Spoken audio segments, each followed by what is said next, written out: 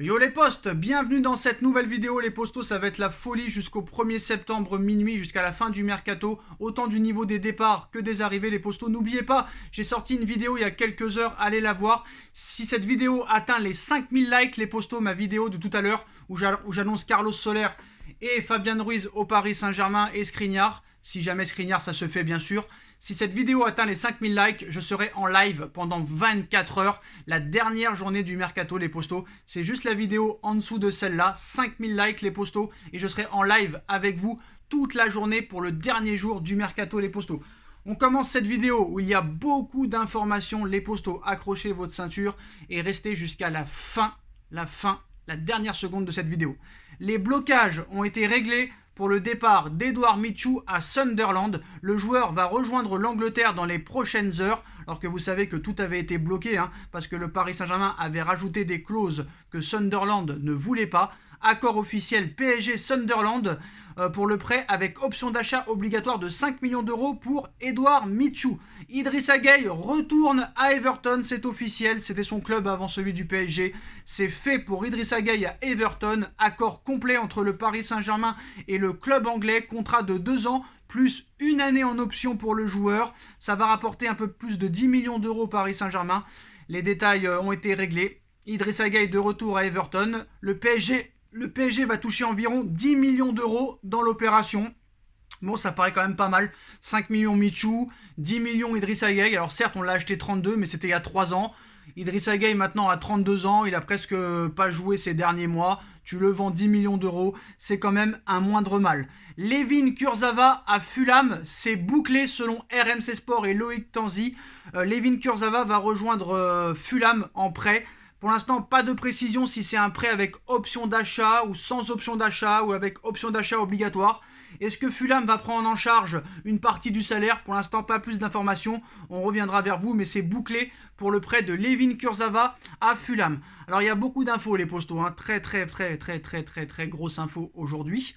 En fin de vidéo, surtout. Alors, le montant du transfert d'Idrissa Gueye à Everton est de moins de 5 millions d'euros. Voilà, ça vient de tomber. On nous avait annoncé 10 millions d'euros. Maintenant, c'est 5 millions d'euros. Peut-être que dans quelques heures, on nous dira que c'est le PSG qui a payé pour que Gueye s'en aille. Voilà. Bon, les informations diffèrent. On nous parle de 10 millions. RMC nous parle de 5 millions. Bon, on en saura peut-être plus dans les prochaines heures, les postos. Mais là, franchement, je change d'avis parce que 10 millions, bon, ça passait encore. Mais là, 5 millions, c'est pas normal. Et je pense que là, le PSG voulait clairement s'en débarrasser. En plus de lui, son salaire. Et au moins toucher une contrepartie. Mais bon, voilà, je pense que c'est très mal vendu. 10 millions, ça aurait été pas mal. Mais 5 millions, c'est quand même assez abusé, les postos. Alors, en ce qui concerne maintenant les arrivées, c'est fait pour Carlos Soler au Paris Saint-Germain. Carlos Soler au PSG, c'est bouclé. Transfert de 18 millions d'euros plus 3 millions d'euros de bonus. Contrat de 5 ans jusqu'en 2027, comme Fabian Ruiz qui va rejoindre le Paris Saint-Germain aussi jusqu'en 2027 pour 22 millions d'euros. Carlos Soler et Fabian Ruiz rejoignent le Paris Saint-Germain presque pour le même prix et pour la même durée du contrat. Alors au sein du Paris Saint-Germain, on confirme que Carlos Soler va rejoindre le club en tant que doublure en attaque. Il devrait donc être la doublure du milieu offensif dans le 3-4-1-2 de Christophe Galtier. Et je pense que là, très clairement, presque tous les postes sont doublés. Et ça paraît très positif quand même, parce que c'est des choses qui ont été critiquées lors des dernières années. Et je pense que c'est pas mal.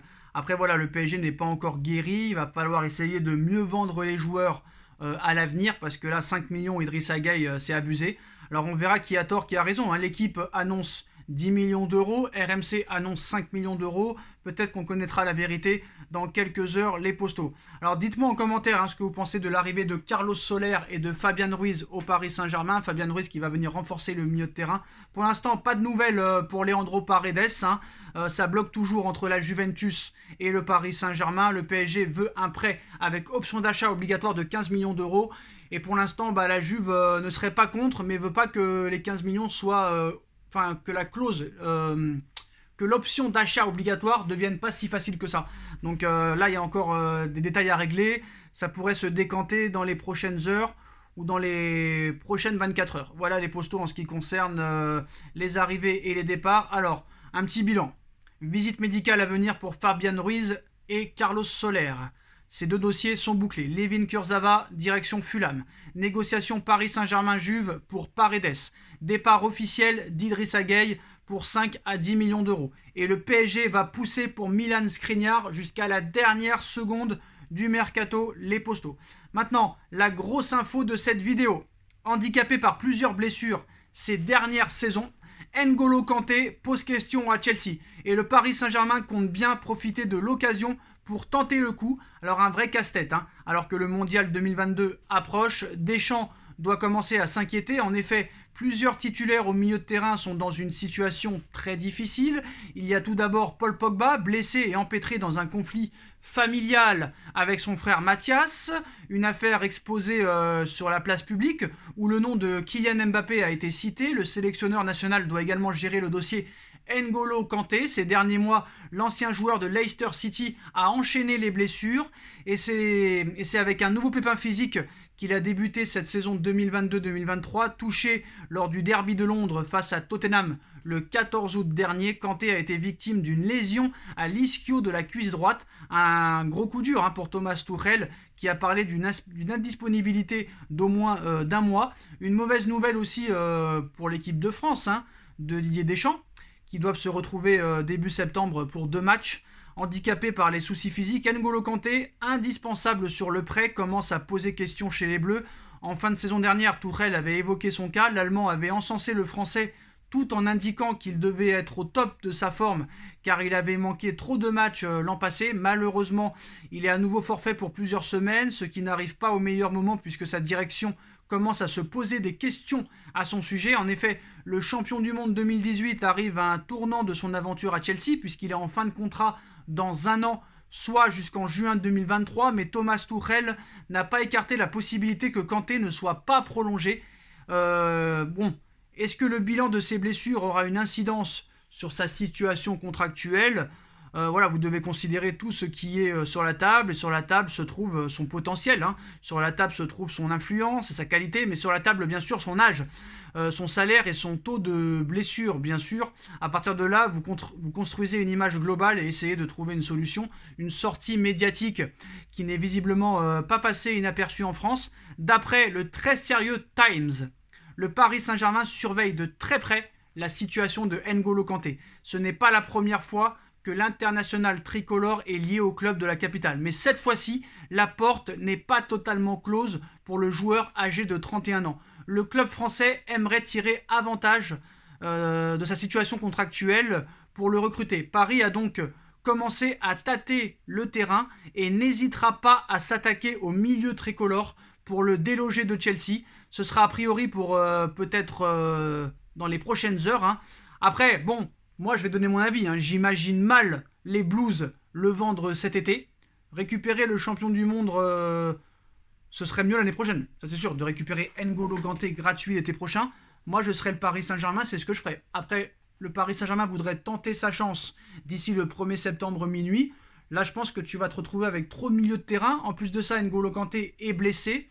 Et d'après les infos de Nono, il y aurait une raison pourquoi N'Golo Kanté ne serait pas pour venir au Paris Saint-Germain depuis des années, mais ne serait plus contre maintenant. Mais bon voilà, je pense que c'est pas le bon timing. Surtout si Leandro Paredes reste, tu vas te retrouver avec Paredes, tu vas te retrouver avec Renato Sanchez, tu vas te retrouver avec Vitinha, avec Marco Verratti, avec Fabian Ruiz. Ça commence à faire beaucoup. Après, c'est des milieux de terrain de qualité, ça c'est bien. N'oublions pas que Rafinha est toujours là, qu'il est toujours pas parti. Donc voilà, tu vas te retrouver avec trop de milieux de terrain. Mais là, ce qui est bien avec le Paris Saint-Germain, c'est qu'on a des milieux de terrain de qualité. Ça, c'est très bien. De très bonnes doublures et de très bons joueurs, confirmés, sérieux. Avec Fabian Ruiz, tu vas avoir du niveau, normalement, au niveau de l'impact physique. Il va y avoir de la concurrence, ça, c'est très bien. Il manque plus qu'un défenseur central et je peux te dire que la boucle est bouclée. Après, c'est vrai qu'il aurait fallu un vrai numéro 9, mais je pense que Carlos Soler et Hugo Ekitike peuvent faire l'affaire. Mais bon, s'il y a une blessure de Mbappé, de Messi ou de Neymar ou une suspension, c'est vrai qu'un 9, ça aurait été utile. Normalement, Icardi devrait partir dans les prochaines heures. Est-ce qu'ils vont prendre un numéro 9 à la toute dernière fin du mercato ? Mais pour moi, N'Golo Kanté, c'est pas le bon timing. Parce que dans 1 an, il est libre. Donc déjà, tu pourras l'avoir l'année prochaine pour 0€. Et en plus de ça, il est blessé pour 1 mois. Donc c'est pas la bonne chose. Mais le PSG, quand même, pourrait s'attaquer à N'Golo Kanté. D'ailleurs, on va faire une vidéo avec Nono dans les prochaines minutes. Les postos, il y a beaucoup de choses à dire.